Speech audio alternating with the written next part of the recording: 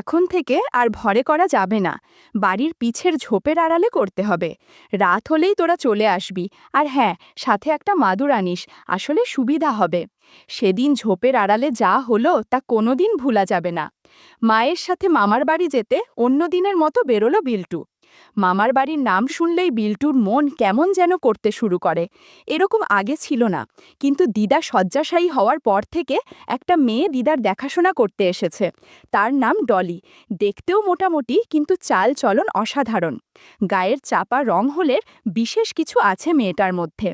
মামার বাড়ি যেতে 3টে টোটো বদলাতে হয়, সাথে 2টো ট্রেন। আজকে তার ওপর মাসি আসবে, সাথে বাবানও। সকালে বেরিয়ে বাড়ি ঢুকতে ঢুকতে প্রায় দুপুর হয়ে গেল। গিয়ে দিদাকে প্রণাম করতেই পাশে দেখল বসে আছে ডলি। ডলি ওই কয়েকদিন বিল্টুকে দেখে আর চোখে। দুপুরের খাওয়া শেষে ওপরে বসে আছি আর নিচে মায়েরা। বাবান পাশে ঘুমাচ্ছে। বিল্টু বসে আছে ফোনটা নিয়ে বারান্দায়। হঠাৎ নিচে গলার আওয়াজ পেয়ে বিল্টু বারান্দা দিয়ে নিচে ঝুঁকে দেখল সবাই চেঁচামেচি করছে। বিল্টু নিচে গিয়ে দেখল দিদা খাট থেকে নামতে গিয়ে পড়ে গেছেন। মা আর মাসি তখনই দিদাকে নিয়ে চলে গেলেন হাসপাতালে। বাড়িতে বিল্টু আর ডলি একা রইল। ওপরে বাবান ঘুমাচ্ছে। ডলি সব সেরে স্নান করতে গেল। আর বিল্টু ওপরে ডলিকে বলল, আমি ওপরে যাচ্ছি, কিন্তু মাঝ সিঁড়ি অবধি উঠে আবার নেমে এলো। বাড়ির পিছন দিকে পাত কুয়ার পাড়ে ডলি বসে স্নান করছিল। বিল্টু তার থেকে কিছুটা দূরে দাঁড়িয়ে আছে। মাঝে মধ্যে অস্বস্তিতে পড়তে হচ্ছিল ওকে। কিছুক্ষণ পর আস্তে আস্তে ডলির দিকে এগিয়ে ডলির পাশে দাঁড়াল। ডলি চমকে উঠে বিল্টুর দিকে দেখল। এমন অবস্থায় ডলি কি করবে বুঝে উঠতে না পেরে নিজেকে গুছিয়ে নিল আর বলল, দাদাবাবু, আপনি এখানে কি করছেন? বিল্টু বলল, বেশি চেয়ামেচি করিস না বুঝলি, এখানে এসে চুপচাপ বসে পড়। বিল্টুর কথা শুনে ডলি এসে বসল। বিল্টু বলল, আমি যা বলবো তুই তাই করবি। কোনো উপায় না পেয়ে ডলি বিল্টুর কথা মেনে নিল। বন্ধুরা, ইউটিউবের কড়া নিয়মের কারণে এসব ঘটনা সরাসরি বলা যাচ্ছে না। তোমরা কমেন্টে দেয়া লিঙ্ক থেকে আমার ওয়েবসাইট ভিজিট করো। সেখানে একদম মনের মতো গল্প দেয়া আছে, যেগুলো ইউটিউবে পাওয়া যায় না। বেশ কিছুক্ষণ গল্প করে বিল্টু ক্লান্ত হয়ে পড়ল। বিল্টু ডলিকে বলল, কাউকে বলবি না, আজ থেকে যখন মনে হবে তখন গল্প করতে আসব। কি মনে থাকবে তো? ডলি বেশ মাথা নেড়ে বলল, হ্যাঁ বিল্টু বাবু। তারপর বিল্টু ওপরে উঠে এলো। ফোনের ভিডিওটা কেমন হয়েছে দেখতে যেতেই মা ফোন করল। মা বলল, শোন বাবা, তোর দিদাকে হসপিটালে ভর্তি করা হয়েছে, তো আমি আর তোর মাসি আজ রাতটা এখানেই থাকব। তুই বাবানকে একটু সামলে রাখিস আর ডলিকে বলিস রান্না করে দেবে। কথাগুলো শুনে বিল্টুর মন আনন্দে ভরে উঠল। আচ্ছা মা, তোমরা সাবধানে থেকো, বলে ফোনটা কেটে দিল। একটু শুয়ে থেকে দুপুরের কথাটা মনে পড়তে শুরু করল। বাবানের দিকে তাকিয়ে দেখল সে এখনও ঘুমাচ্ছে। সে আস্তে আস্তে নিচে নেমে এলো। নিচে ঠাকুমার ঘরের পাশেই একটা চৌকিতে শুয়ে থাকে ডলি। বাবান ডলির বিছানার পাশে এসে দাঁড়াল। ডলি তখন একখানা ম্যাক্সি পরে ঘুমাচ্ছিল। ওকে দেখে বিল্টুর মনে অদ্ভুত টান লাগলো, নিজেকে সামলাতে কষ্ট হচ্ছিল। বন্ধুরা, ইউটিউবের কড়া নিয়মের কারণে এসব ঘটনা সরাসরি বলা যাচ্ছে না। তোমরা কমেন্টে দেয়া লিঙ্ক থেকে আমার ওয়েবসাইট ভিজিট করো। সেখানে একদম মনের মতো গল্প দেয়া আছে, যেগুলো ইউটিউবে পাওয়া যায় না। ঘণ্টাখানেক পর বিল্টু আবার ওপরে গিয়ে দেখল বাবান তখনও ঘুমাচ্ছে। অবশ্য ডলি সেরকম আওয়াজ করতে গিয়েও করেনি। বিল্টু এবার ভাইয়ের পাশে শুয়ে পড়ল। বিকেলের ঘটনার পর বিল্টু কখন ঘুমিয়ে পড়েছে বুঝতেই পারেনি। উঠে দেখে সন্ধ্যা হয়ে গেছে। পাশে বাবান শুয়েছিল, কিন্তু এখন আর নেই। জামাটা গলিয়ে নিচে নেমে বিল্টু দেখল বাবান বাইরের চৌকিতে বসে আছে। বাবানকে দেখে বিল্টু জিজ্ঞেস করল, কিরে, এখানে বসে কি করছিস? ভিতরে চল। বাবান বলল, না গো, মা তো নিচের ফোনে ফোন করে বলল যে নিমাইদা আসবে ও বাড়ি থেকে নিয়ে যেতে। নিমাইদা বাবানদের বাড়ি কাজ করে। বিল্টু সেটা জানত, তাই বাবান চলে যাবে শুনে তার খুশি যেন মনে ধরল না। খুশি আটকে রেখে বলল, আচ্ছা, এসব আবার কখন হলো? বাবান গেটের দিকে তাকিয়ে থেকে বলল, একটু আগেই তো। তার কিছুক্ষণ পরেই নিমাইদা এসে বাবানকে নিয়ে গেল। বাবানের মনটা খারাপ দিদাকে এরকমভাবে নিয়ে যেতে দেখে। বিল্টুর অবশ্য সেসবের দিকে কোনো খেয়াল নেই। ওর চিন্তা শুরু ডলিকে নিয়ে। বাবান চলে যেতেই সে ভালো করে সদরের দরজাটা আটকিয়ে এলো। তারপর রান্নাঘরে উঁকি দিতেই দেখল ডলি দাঁড়িয়ে রান্না করছে। তার দিকে পিছন ফিরে থাকায় ডলি দেখতে পেল না বিল্টু কখন তার পিছনে এসে দাঁড়িয়েছে। বিল্টুর উপস্থিতি বুঝতে পেরে ডলি একটু চমকে উঠল। তারপর আস্তে আস্তে বলে উঠল, বাইরে ছোড়দাবাবু আছে, দেখলে সমস্যা হয়ে যাবে। বিল্টু বলল, কেউ নেই গো, আজকে শুধু তুমি আর আমি। আজ আমি তোকে রান্না করতে সাহায্য করব। তুই একা সংসারের কাজ সামলাতে গিয়ে হিমশিম হয়ে পড়িস।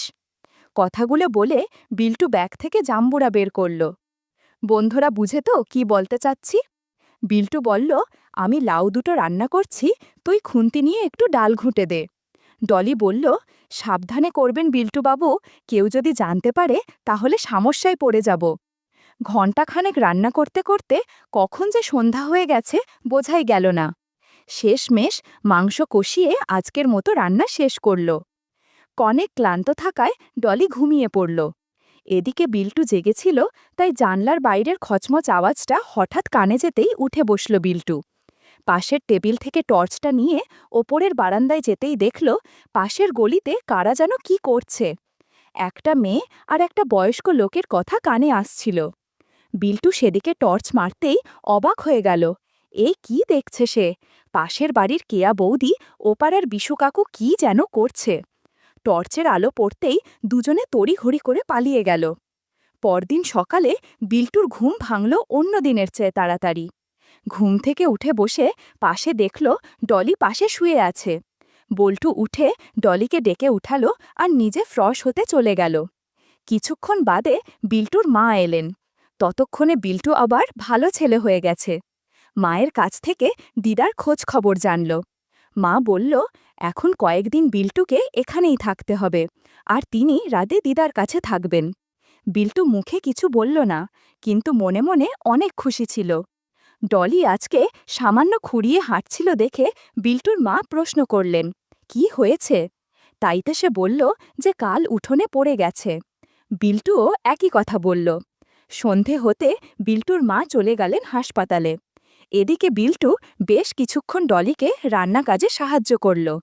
দিয়ে বেশ কয়েকবার রান্না করার কারণে ডলি আর পেরে উঠছিল না। তাই আর বিশেষ কিছু না করে বিল্টু ওপরে উঠে গেল। কি করবে ভাবতে ভাবতে বাড়ির পিছনের অন্ধকারটায় চোখ গেল। আজকেও বিশ্বকাকু দাঁড়িয়ে আছে। এটা দেখে বিল্টুর মাথায় একটা বুদ্ধি আসলো।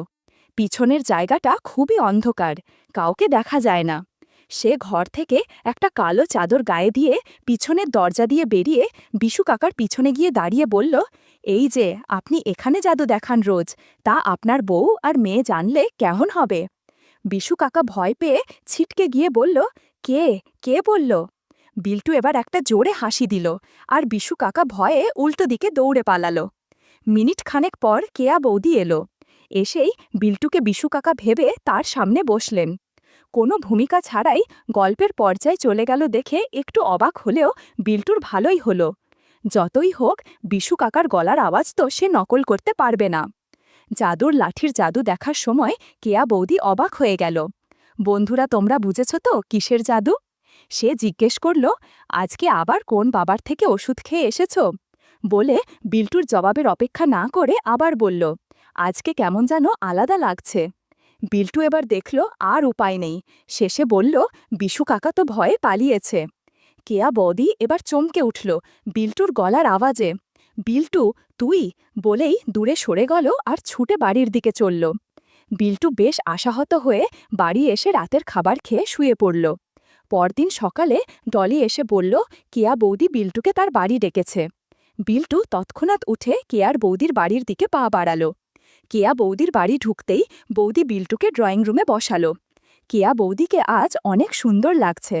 একটা হালকা রঙের শাড়ি পরেছে, সাথে হাতাকাটা লাল ব্লাউজ, চুলটা খোলা আর হালকা লিপস্টিক। কেয়া বৌদি বলল, তুই কি জানিস আমার আর বিশুর সম্পর্কে? বিল্টু বলল, সে জানার কি আছে, সেদিনই তো দেখলাম। আজকে সকালে তো দাদার সাথে দেখা হয়েছিল, ভাবলাম তোমাদের কথা বলে দেই। কেয়া বৌদি বলল, না দয়া করে বলিস না। বিল্টু বলল, আচ্ছা, তাহলে আমি কি পাবো না বললে? কেয়া বৌদি বলল, তোর দাদা কিচ্ছু পারে না। তুই বল, তুমি আমার থেকে বিশুকে আলাদা করবি না। তুই যা বলবি তাই করব। এখন বাড়িতে মা আছে, সন্ধেবেলায় চলে এসো। বলে বিল্টু নিজের বাড়ি চলে গেল। বিকেল হতেই বিল্টুর মা বেরিয়ে গেলেন। বেশ দূরে হাসপাতাল, তাই জলদি বেরোতে হলো। বিল্টুর অবশ্য এসবে কোনো মাথা ব্যথা নেই। মা চলে যেতে সে নিচের ঘরে এসে বসল। ডলি আস্তে আস্তে ঘরের কাজকর্ম করছে। এমন সময় দরজায় কড়া নাড়ার আওয়াজ হতেই ডলি গিয়ে দরজা খুলে দিল। ডলিকে বলাই ছিল, তাই সে কেয়া বৌদিকে নিয়ে ভেতরের ঘরে এসে বিল্টুকে ডাকল। বিল্টু একটা বারমুডা পরে বাইরে এসে দাঁড়াতে দেখে কেয়া বৌদি আর ডলি দাঁড়িয়ে আছে। কেয়ার পরনে একটা সাধারণ শাড়ি, সকালের মতো অত সাজ নেই তার। বিল্টু তাকে নিয়ে ঘরে এসে ডলিকে চোখের ইশারা করতেই সে চলে গেল। এদিকে ঘরের দরজাটা আটকিয়ে কেয়া বৌদির সাথে গল্প করতে শুরু করল। কিছুক্ষণ গল্প করতে এমন সময় পেছনের দরজাটা খুলে গেল। কেয়া বৌদি চমকে সেদিকে তাকাল, দেখল ডলি একটা হালকা রঙের গামছা জড়িয়ে ঘরে ঢুকছে। বিল্টু হেসে বলল, কিরে, তুইও গল্প করবি নাকি? কেয়া বৌদি একটু ইতস্তত বোধ করে বলল, আচ্ছা, কিন্তু ও গামছা জড়িয়ে ঘুরছে কেন? ডলি বলল, ছোটা বাবুই তো এখন আমার মালিক, তিনি বলেছেন, তাই তার ইচ্ছেতে আমি এরকমই থাকব। ডলি একটা ট্রে করে লাল পানি এনেছে, সেগুলো গ্লাসে ঢেলে সার্ভ করল আর বিছানায় বসল। বিল্টু বলল, যাক, ভালোই হলো, এখন গল্প করা যাবে। বন্ধুরা, তোমরা বুঝছো তো কোন গল্প? সেদিন অনেক রাত অবধি আড্ডা হয়েছে। তিনজন অনেক ক্লান্ত থাকায় কে কখন ঘুমিয়েছিল মনে নেই কারোর। হঠাৎ বিল্টুর ঘুম ভাঙল ডলির ডাকে। উঠে দেখে বেশ রাত হয়ে গেছে।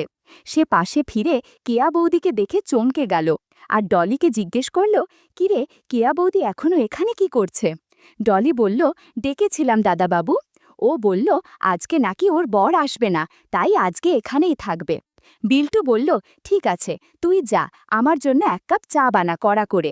ডলি বাইরে যেতেই ঘরের ভেতরে একটা অদ্ভুত নীরবতা নেমে এলো।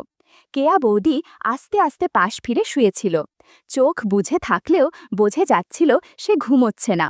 ওর সিঁথির সিঁদুর যেন ঝাঁকসা হয়ে গেছে, চুলগুলো খোলা হয়ে পড়েছে। এত কাছ থেকে ওকে দেখার সুযোগ আগে কখনো হয়নি বিল্টুর। কেমন যেন অদ্ভুত অনুভূতি হচ্ছিল। ঠিক তখনই ডলি ফিরে এলো, হাতে ধোঁয়া ওঠা চায়ের কাপ নিয়ে।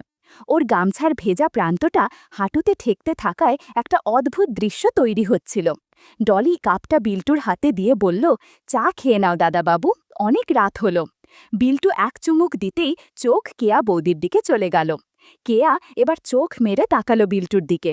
ওর চোখে যেন এক অদ্ভুত মায়া আর অস্বস্তির মিশ্রণ। ডলি হঠাৎই আবার মজা করে বলে উঠল, আজকে তো বৌদি এখানেই থাকছে, তাহলে গল্প তো আরও জমবে। বিল্টু একটু হেসে চুপ করে গেল, কিন্তু ভেতরে ভেতরে তার কৌতূহল আর অস্থিরতা বেড়েই চলল। চায়ের কাপ নামিয়ে রেখে সে উঠে দাঁড়াল। ঘরের ভেতরটা অন্ধকার, শুধু টিম টিম করে একটা ছোট্ট ল্যাম্প জ্বলছে। সেই আলোয় তিনজনের ছায়া মিশে যাচ্ছে একে অপরের সঙ্গে। ডলি এসে হঠাৎই কেয়া বৌদির পাশে বসল। গামছাটা ঠিক করতে করতে বলল, বৌদি, ভয়ের কিছু নাই, ছোটাবাবু আছেন তো? কেয়া বৌদি আস্তে হেসে বলল, তোর এই সাহসী কথাগুলোই আমার ভরসা। ঘরের বাতাস ভারী হয়ে উঠছিল। বাইরের রাতটা যেন থেমে গেছে। ঘরের ভেতরে নীরবতা নেমে এসেছিল। বিল্টুর মনে হচ্ছিল এই মুহূর্তটা চিরদিন মনে থাকবে। ডলির দুষ্টু হাসি, কেয়া বৌদির মায়াবী দৃষ্টি আর তার নিজের অদ্ভুত অস্থিরতা একসাথে মিশে যেন এক নতুন গল্প শুরু করেছে। এভাবেই কখন রাত পেরিয়ে গেল বোঝা গেল না। ভোরের আলো ফোটার আগেই কেয়া বৌদি উঠে পড়ল। ও আস্তে শাড়ি ঠিক করল, কিন্তু মুখে এক অজানা আলোর ঝিলিক। যাওয়ার সময় বিল্টুর দিকে একবার তাকিয়ে রইল।